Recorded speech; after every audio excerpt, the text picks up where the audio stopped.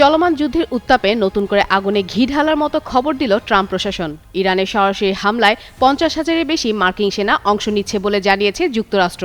পাশাপাশি এই অভিযানে রয়েছে প্রায় 200 যুদ্ধবিমান, 2টি বিমানবাহী রণতরী এবং একাধিক বোমারু বিমান। মঙ্গলবার মার্কিন সেন্টার কমান্ড সেন্টকমের প্রধান অ্যাডমিরাল ব্র্যাড কুপার এ তথ্য জানিয়েছে। তিনি বলেন, এটি কয়েক দশকের মধ্যে মধ্যপ্রাচ্যে যুক্তরাষ্ট্রের সবচেয়ে বড় সামরিক প্রস্তুতি। কুপারের দাবি, সম্ভাব্য হামলার উৎসগুলো ধ্বংস করাই এই অভিযানের মূল লক্ষ্য। পড়বো না কারোর প্রলোভনে, ভোট দিব নিজের ডিসিশনে।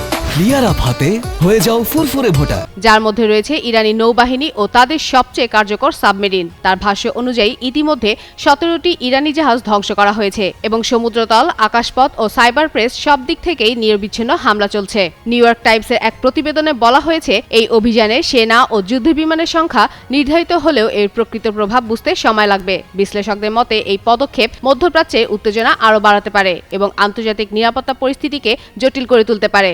যুক্তরাষ্ট্রের সামরিক কর্মকর্তারাও ইরানের সম্ভাব্য প্রতিক্রিয়া নিয়ে সতর্ক থাকার কথা জানিয়েছেন।